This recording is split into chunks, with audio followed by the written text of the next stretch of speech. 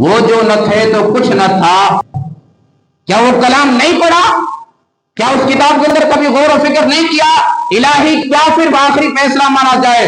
تو ارشاد فرماتا ہے مالک و مولا کہ بندہ مومن کے لیے اور ایک بندی مومنہ کے لیے، مرد ہو یا عورت دونوں کے لیے، رب نے فرمایا ان کے لیے اگر آخری فیصلہ کسی کا ماننے ہے تو صرف اللہ اور اس کے رسول کا فیصلہ ماننے ہے، کسی حاکم کا بھی نہیں، کسی امام مولوی کا بھی نہیں، کسی بڑے پیر فقیر کا بھی نہیں. ہاں اگر ان کی بات میچ کھاتی ہے اللہ رسول کے فیصلے سے تو پھر وہ بھی ماننے ہے، لیکن اگر ان کی بات اس کے اپوزٹ جاتی ہے، اس سے ٹکراتی ہے، تو پھر ان کے بھی ماننے نہیں ہے. قرآن خود ارشاد فرماتا ہے، فرمایا بندہ مومن اور بندی مومنہ کے لیے آخری فیصلہ اگر کسی کا ہے تو صرف اللہ اور اس کے رسول کا آخری فیصلہ ہے. اسی کے اوپر اسے عمل کرنا ہے، اسی کے مطابق اپنے کو ڈھالنا ہے، اپنی سوچ کو ڈھالنا، اپنے چلنے پھرنے کو ڈھالنا، اپنے کھانے پینے کو ڈھالنا، اپنی شادی بیاہ کے رسم و رواج کو ڈھالنا، خوشی غم کے موقعوں کو اسی کے اندر جو ہے اس کو پرونا اور سمانا ہے، اپنی چاہت سے کچھ نہیں کرنا. تو الحمدللہ چونکہ ہم ایک حکم کے پابند ہیں، آزاد نہیں ہیں. آزاد اس معنی میں ضرور ہے کہ اللہ نے ہمیں زندگی جینے کا موقع دیا، لیکن اس معنی میں آزاد نہیں کہ میری سوچ جو ہے میں وہ کر گزروں گا. ہماری سوچ، ہمارا فکر، ہمارا ذہن، ہمارا خیال، ہماری چاہتیں اللہ اور اس کے رسول کے فرمان کے اندر ہے، اسی کے اندر میں ہمیں کام کرنا ہے. تو چونکہ ہمارے اندر بے پناہ بے شرمی کی جو حدیں وہ امت مسلمہ کے اندر پار ہوتی جا رہی ہے، اور ہم نے کرا کیا کہ ہر ایک رسم و رواج بےہدہ جو برا طریقہ غیروں نے رائج کیا، ہم بھی اسی راہ پر چل پڑے، ہم بھی اسی راہ پر چل پڑے، جس کا نتیجہ یہ ہوا.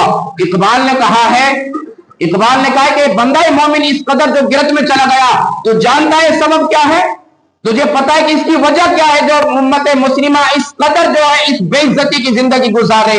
اقبال کہتا ہے سبب اس کا کچھ اور ہی ہے جسے تو خود سمجھتا ہے، سبب اس کا کچھ اور ہی ہے جسے تو خود سمجھتا ہے کہ زوال بندہ مومن کا بے زری سے نہیں. اقبال کہتا ہے کہ تو سوچتا ہے کہ مسلمان غریب ہے اس لیے بے عزت اور ذلیل اور خوار ہے، تو سمجھتا ہے کہ مسلمان کے پاس سنسادن نہیں ہے اس لیے وہ ذلیل اور رسوا ہے، تو سمجھتا ہے کہ مسلمان کے پاس دولت نہیں، جائیداد نہیں، پراپرٹی نہیں، اس کے پاس اپنے ڈیفینڈ کرنے کے لیے کوئی سامان سودے طریقے نہیں. فرمایا یہ بالکل وجہ نہیں ہے، بلکہ اس کا سبب وہ ہے جو تیرے دل کے اندر کھٹک رہا ہے.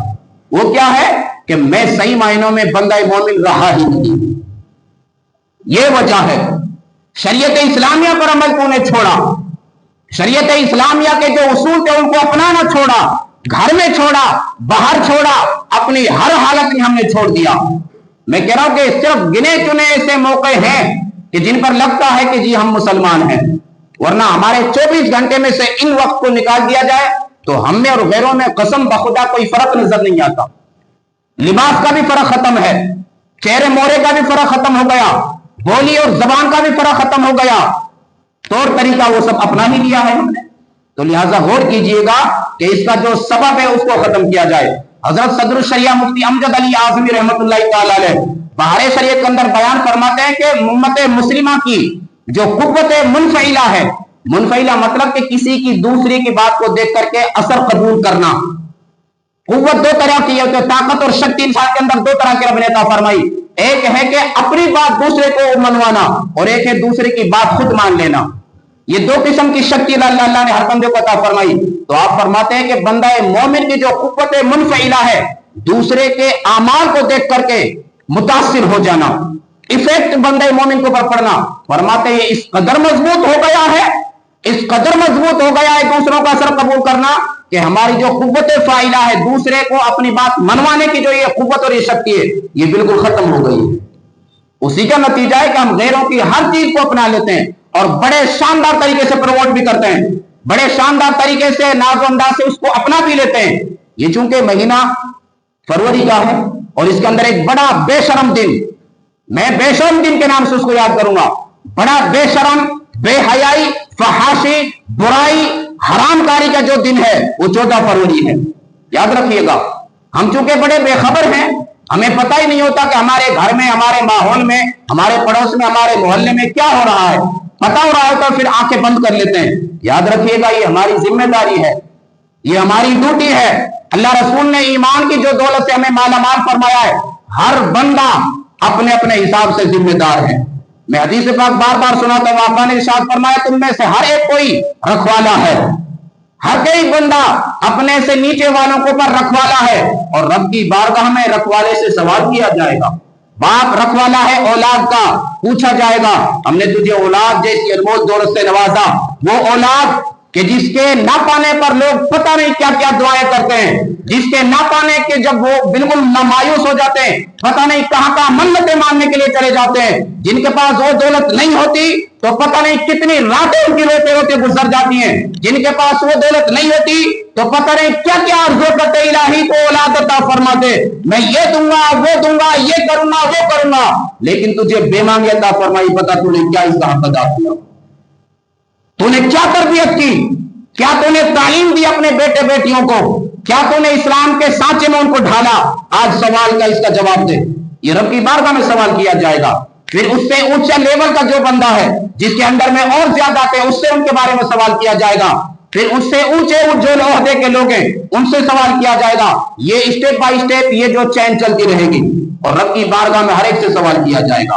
तो चूंकि हमारे मुआशरे के अंदर बेशर्मी और बेहयाई बड़ी तेजी के साथ जो है फैलती जा रही है, लिहाजा जरूरी है इस पर लगाम लगाना। हम चूंकि मुसलमान हैं, मेरा मौला सल्लल्लाहु अलैहि वसल्लम का मुबारक फैसला हमारे लिए आखिरी फैसला है। दुनिया नाम देती है तरक्की का युग, बड़ी तेजी के साथ आगे बढ़ने को जो ये जमाना चला जा रहा है, तरक्की का युग है, लेकिन ऐसी तरक्की भी किस काम की हमारे लिए कि जिसके लिए हमारे शायरों ने कहा कि वो अंधेरा ही भला था कि कदम राह पर थे, वो अंधेरा ही भला था कि कदम राह पर थे, ये रोशनी लाई है मंजिल से बहुत दूर हमें, ये रोशनी, ये तरक्की का युग, ये बड़ा जदीद जमाना, जो कहते हैं जदीद जमाना है जी, बड़ी तेजी के साथ लोग आगे बढ़ते जा रहे हैं, तरक्की करते जा रहे हैं। ये ऐसी तरक्की किस काम की कि जो बंदे को मंजिल से भटका करके रख दे। इससे तो वो अंधेरा ठीक है कि जिस अंधेरे में चलता हुआ बंदा मंजिल मकसूद तक पहुंच जाए। हमारे लिए तो वही युग ठीक था कि जिसके अंदर माएं बहनें बड़ी बाशर्म और बाहया और बापर्दा हुआ करती थी। हमारे लिए तो वही युग ठीक था कि जिसके अंदर कोई भी माँ बहन बेपर्दा बिना इस तरीके से बेशर्म वाले लिबास में कभी दूर दूर तक नजर नहीं पड़ा करती थी। लेकिन ऐसा तरक्की का युग भी आखिर किस काम का कि हर गली कोचे में, हर मोहल्ले में, हर बस्ती में, हर नुक्कड़ पर, हर जगह जहां देखो बेशर्मी की जो है इंतहा नजर आती है। अकबर इलाहाबादी एक मरतबा घूमने के लिए बाहर निकले बाजार मोहल्ले में, जैसे ही आपने देखा कि बेपनाह जो है मुसलमान औरतें, बड़ा उनका रश्क लगा हुआ है और बड़ी बेशर्मी के वाले लिबास पहने हुए हैं, तो अकबर इलाहाबादी ने उसी वक्त बरजस्ता कुछ अशार कहा कि बेपर्दा जो नजर आई कल चंद बीबियां, बेपर्दा मुझे जो नजर आई कल चंद बीबियां, अकबर गैरत कौमी से जमीन में गड़ गया। आप कहते हैं कि मैंने जब देखा कि मुसलमान माए बहने बेटियां इस कदर बेशर्मी वाला लिबास पहने हुए मजमे आम के साथ बाजार में भीड़ लगाते हुए घूम रही है, फिर रही है, चल रही है, शॉपिंग कर रही है, खरीदारी कर रहे हैं, आपने फरमाया कि मैं तो उसी वक्त जमीन की शर्म की वजह से जमीन में गड़ गया। मेरे पास जगह नहीं छुपने की कि या अल्लाह ये तेरे हबीब सल्लल्लाहु अलैहि वसल्लम की उम्मत की औरतें हैं, तेरे महबूब की शहजादी की कनीज हैं, तेरे महबूब के दीन को मानने वाली औरतें, उनकी ये हालत, उनकी ये कंडीशन, उनका ये पहनावा, उनका ऐसा लिबास। आपने फरमाया मैंने जुर्रत करते हुए उन बीवियों से पूछा, मैंने उनसे जब पूछा कि आपकी कंडीशन है, तो मैंने पूछा कि बीवियों वो पर्दा आपका क्या हुआ जो आपके सर पे था। मैंने पूछा कि माओ ये बताओ आपके सर पर जो एक बड़ी चादर हजरत सईदा तैयबा फातिमा ज़हरा वाली रहा करती थी एक जमाने के अंदर, आपका नाखून तक कोई नहीं देख सकता था, आपके बालों की कोई झलक तक नहीं देख सकता था, आपके चेहरे की रोशनी तक कोई नहीं देख सकता था, वो जो आपके ऊपर चेहरे पर एक चादर मोटी हुआ करती थी उसका क्या हुआ? तो पता है जवाब क्या दिया? तो औरतों ने जो जवाब दिया उसको अपने शेर की बोली में अकबर इलाहाबादी ने बयान किया कि मैंने जो उनसे पूछा कि वो पर्दा आपका क्या हुआ, चेहरे पे जो आपके चादर के पड़ा हुआ, तो कहा कि अकबर वो कौम के मर्दों की गैरत पे पड़ गया, वो कौम के मर्दों की गैरत पे पड़ गया। कहा कि एक बार तुझे नहीं पता, मामला यह है कि हमारी कौम के जो मर्द हैं उनकी गैरतों पर वो चादर हमने डाल दी। जब चादर के नीचे गैरत छुप गई तो फिर काम कैसे करेगी? लिहाजा जरूरी है गैरत के ऊपर से चादर को हटाना और शर्म हया को पर इसको डालना, जब जाकर के कोई काम बनेगा। ये बेशर्मी बेपर्दगी तभी खत्म हो सकती है। इसके लिए बंदे को अपने घर के अंदर माहौल क्रिएट करना पड़ता है, इसके लिए खुद अपने बच्चों को तैयार करना पड़ता है, पहले उनका जो माइंड सेट करना पड़ता है कि नहीं, हमारा इस्लाम इस चीज का हुक्म देता है, मेरे अल्लाह और उसके रब का, मेरे अल्लाह और उसके रसूल का ये फरमान है, कुरान का ये फरमान है, हदीस का ये फरमान है, बेशर्मी के ये सजा है, बेपर्दगी का ये गुनाह है।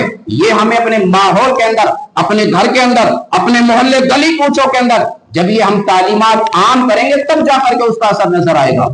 तो लिहाजा जरूरी है कि इस 14 फरवरी को होने वाला वो बेशर्मी इसके अंदर जो खुराफात हैं, हरगिज कोई ना मुसलमान मर्द उसके अंदर शामिल हो, ना कोई मुसलमान औरत और बच्ची को शामिल हो। बड़ा बेशर्मी का दिन है। आप हजरात चूंकि पढ़े लिखे हैं, मुझसे ज्यादा तालीमात दुनिया की आपके पास मौजूद है, सभी जानते हैं कि ये किसकी याद में मनाया जाता है। ये कोई बताने की जरूरत नहीं है, ये कोई बताने की जरूरत नहीं। 14 फरवरी का जो ये वैलेंटाइन दिन का जो दिन नाम दिया हुआ है, किसकी याद में मनाया जाता है? एक बड़ा बेशरम इंसान, उसके मरने की यादगार के तौर पर इसमें मनाया जाता है। और आखिर हम इसके अंदर शामिल हो गए। आप हज़रात को पता नहीं कि बेशर्मी की सजा किस कदर अल्लाह की बारगाह में सख्त है। मेरा मौला सल्लल्लाहु अलैहि वसल्लम ने इरशाद फरमाया कि मैंने देखा, जब मैं मेराज किया, रब के यहाँ तशरीफ ले गया, आपने फरमाया मैंने देखा कि कुछ औरतों को चोटी के बल जो है उनको उल्टा लटकाया हुआ था और इस कदर गर्मी के अंदर उनको डाला हुआ था कि उनका दिमाग खोल रहा था। मैंने हजरत जिब्राइल से पूछा कि जिब्राइल ये क्या मामला है और ये कौन औरत है कि जिनको इस कदर दर्दनाक अजाब और सजा दी जा रही है? कहा कि या रसूल अल्लाह, ये औरतें वो हैं जो लिबास पहन करके भी नंगी रहा करती थी। अल्लाह अकबर। लिबास पहनने के बावजूद भी जो है नंगी नजर आया करती थी। मतलब क्या? यानी कि लिबास इस कदर बेशरम था कि जिसके पहनने और ना पहनने में कोई फर्क ही नहीं है। इस कदर चुस्त, इस कदर टाइट, इस कदर बारीक, इस कदर रंगत और दिखावे वाला कि सामने वाले की नजर पड़ जाया करती थी। तो आका ये वो औरतें, उनको आज ये सजा दी जा रही है। तो ऐसा लिबास क्यों पहना जाए कि जिसकी वजह से इस सजा का हकदार बना जाए। लिहाजा याद रखिएगा, इन बुराइयों से खुद भी बचें और अपनी बहन बेटियों को भी बचा करके रखें। और हो सके तो नौजवान हजरात, हमारे जो नौजवान हैं, जो इन सारे मामलात को देखते हैं, वो इन पर अपने पूरे मोहल्ले लेवल के हिसाब से निगरानी भी रखें। वो खुद निगरानी रखें और अगर कोई देखे कि कहीं से कोई ऐसी एक्टिविटी नजर आए तो उसको पाबंद करें, उस पर रोक लगाएं, उसको बंदिश लगाएं कि नहीं, हमारा इस्लाम इस चीज की हरगिज इजाजत नहीं देता, मेरा इस्लाम इसकी हरगिज इजाजत नहीं देता। क्या आपने पढ़ा नहीं हजरत सईदा तैयबा की सीरत के बारे में? बेटियों को समझाएं कि बहन, आपने क्या हजरत सईदा तैयबा की सीरत नहीं पढ़ी? क्या आपको मालूम नहीं कि उनकी शर्म हया को तो ये आलम है। दुनिया की एक अलग बात है जो दुनिया की शर्म हया है, उसी शर्म हया की वजह से रब ने आपको ये मकाम अता फरमाया कि रोज़े महशर तमाम लोग जो पुलसिरात से गुजर रहे होंगे, जिसके अंदर बड़ी बड़ी पारसाएं, माए बहनें बेटियां होंगी, लेकिन हुजूर की शहजादी की जब बारी आएगी पुलसिरात से गुजरने की, तो अहले महशर के लिए एक फरिश्ता निदा देगा, ए अहले महशर, सारे नजरें नीचे कर लो, अब पता है गुजर किसका होने वाला है, सब अपनी नजरें झुका लो, इसलिए कि सईदा कायनात का पुलसिरात से गुजर हो रहा है, सईदा कायनात का पुलसिरात से गुजर हो रहा है। ये आपको मकाम और मर्तबा, ये इम्तियाजी शान, ये एजाज, ये रुतबा, ये दर्जा रब ने आपको इसी वजह से आपको अता फरमाया कि आपकी जिंदगी इस शान की थी। इमाम इश्क व मोहब्बत इरशाद फरमाते हैं कि जिनका आंचल न देखा माहो मेहर ने, चांद सूरज, आप फरमाते जिनका आंचल न देखा माहो मेहर ने, उस रिदाए नज़ाह पे लाखों सलाम। आप फरमाते कि जिनकी चादर कभी चांद और सूरज भी नहीं देख सके थे, ऐसी मुबारक चादर पर आप फरमाते मैं लाखों लाखों सलाम पेश करता हूं। तो सईदा तैयबा फातिमा तो ज़हरा की शर्म और हया का ये लेवल, ये आलम और आपका ये अंदाज, उसी अंदाज की बदौलत रब ने आपको ये मकाम अता फरमाया अहले महशर के सामने। तो समझाएं आप बेटियों को, बहनों को कि क्या बहनें आपने सईदा कायनात की सीरत नहीं पढ़ी? क्या आपके बारे में नहीं पढ़ा कि जिनकी शर्म और हया का ये आलम, कि आपने वक्त विसाल, आपने आखिरी वक्त में हजरत उम्मे सलमा रज़ियल्लाहु ताला अन्हा से फरमाया कि अम्मी जी, मेरे लिए आप जो है नहाने का और धोने का इंतजाम तैयार करें। आपके लिए पूरा मामला तैयार किया गया। आपने बजाते खुद अपनी मुबारक जिंदगी के हिसाब से अपनी मुकम्मल तहारत हासिल की। तहारत हासिल करने के बाद में आपने फरमाया कि मेरी चारपाई जो है सहन के अंदर बिछा दी जाए, चारपाई सहन के अंदर डाल दी जाए।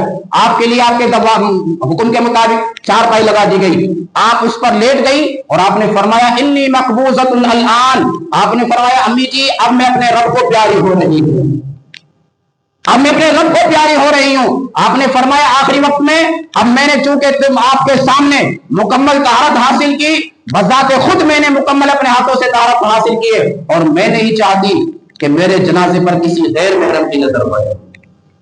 اللہ اکبر، جن کا وقت آخر یہ عالم ہے شرم و حیا کا کہ بذات خود اپنا جو ہے طہارت حاصل کی ہے، اور آپ نے بذات خود ہی جیتے جی اپنا کفن مبارک کو پہنا ہوا۔ فرمایا امی جی آپ میری وصیت بیان کر دینا کہ میرے جنازہ مبارکہ کو رات کے اندھیرے میں نکالا جائے تاکہ کسی کی نظر تک میرے جنازہ پاک پر نہ پڑ سکے۔ یہ شرم و حیا کا جن کا عالم ہے، آپ ان کی کنیز ہیں کہ آپ نے ان کی سیرت نہیں پڑھی؟ آپ یہ حضرات ان کو سمجھائیں اور بتائیں کہ اسلام کے اندر پردے کی یہ اہمیت ہے، ہمارے اسلام کے اندر بے پردگی کی یہ سزا ہے۔ میرا آقا مولا صلی اللہ تعالی علیہ وسلم نے ارشاد فرمایا اگر بندہ مومن کو اور مومنہ کو پتہ چل جائے کہ بے پردگی اور بے حیائی کتنا بڑا جرم ہے، تو آپ ارشاد فرماتے ہیں کہ ایک بندہ مومن اور مومنہ یہ تو منظور کرے گا کہ اس کے سر کے اندر ایک نکیلی کیل کو ٹھوک دیا جائے، لیکن وہ یہ کبھی نہیں چاہے گا کہ اس کا ہاتھ کسی غیر محرم سے ٹچ ہو، صرف ہاتھ تک ٹچ نہ ہو۔ ایک ملنا، اس کے ساتھ جانا، بے محرم آنا جانا، ان کے ساتھ پھر پارٹیاں کرنا، ان کے ساتھ گھنٹوں گھنٹوں بتانا، یہ جرم تو ایک الگ ہے۔ آقا فرماتے ہیں ہاتھ ملانا تک گوارا نہیں کرے گا، نہ بندہ مومن کرے گا نہ بندہ مومنہ کرے گی۔ تو یہ بے پردگی بے شرمی کی جو تباہ کاریاں ہیں، بڑے اس کے اثرات ہیں گھر کے کمائی کے اندر، آل اولاد کے اندر، ہر ایک نسل کے اندر اس کے برے اثرات مرتب ہوتے ہیں۔ اقبال نے حضرت سیدہ طیبہ فاطمہ الزہرا رضی اللہ تعالیٰ عنہ کی شان بیان کرتے ہوئے امت مسلمہ کی ماں بہنوں بیٹیوں کو درد دیتے ہوئے ارشاد فرمایا سیرت فرزندہ از امہات۔ اقبال فرماتے ہیں کہ امت کے مردوں یاد رکھنا اولاد کی تربیت ماں کی گود کے اندر ہوتی ہے، اولاد کی تربیت ماں کی گود کے اندر ہوتی ہے، ماں کی گود ہی سب سے پہلا مدرسہ ہے۔ آگے ارشاد فرمایا اور سیرت فرزندہ از امہات صدق و صفا از امہات، کہتے ہیں کہ اچھائی اور برائی جو اولاد کے اندر پیدا ہوتی ہے وہ ماں کی گود سے تیار کی جاتی ہے، جیسی تربیت ویسا اس کا اثر ہوتا ہے۔ تربیت اگر ماں باپردہ رہ کر کے، با حیا رہ کر کے، باشرم ہو کر کے اگر اولاد کی کرے گی تو انشاءاللہ تعالی ہونے والی اولاد بھی باشرم ہوگی، با حیا ہوگی، با پردہ ہوگی۔ تو ماں کو بھی پہلے اس بات پر عمل کرنے کی ضرورت ہے، اور ہمارے نوجوانوں کو بھی ان باتوں پر فوکس کرنے کی ضرورت ہے بہت زیادہ۔ تعلیم کے اس زمانے کے اندر ہمارے پاس بے پناہ اسباب ہیں، بے پناہ ہمارے پاس طور طریقے ہیں کسی بھی برائی کے خاتمے کے لیے۔ جس طریقے سے برائی پھیلانے کے لیے بہت سارے ذریعے ہیں، یاد رکھیے گا اسی طریقے سے برائی روکنے کے بھی بے شمار ذریعے ہیں۔ اس ترقی کے دور میں برائی پھیلانا آسان ہے تو روکنا بھی بڑا آسان ہے۔ ہم ان طریقوں کو اپنی اچھائی کے لیے استعمال کریں، نہ کہ برے کاموں کے استعمال کریں۔ موبائل ایک اچھی چیز ہے، انسان کی زندگی گزارنے میں اس کا بڑا اہم رول ہے، لیکن چونکہ اثر دونوں ہیں، اچھے بھی ہیں برے بھی ہیں، تو اب جو جس حساب سے اس کا یوز کر رہا ہے، استعمال کر رہا ہے، اس کا اثر اسی کے لیے ایسا ہی ہوگا۔ جو جیسا کر رہا ہے ویسا اس کا فائدہ اٹھا رہا ہے۔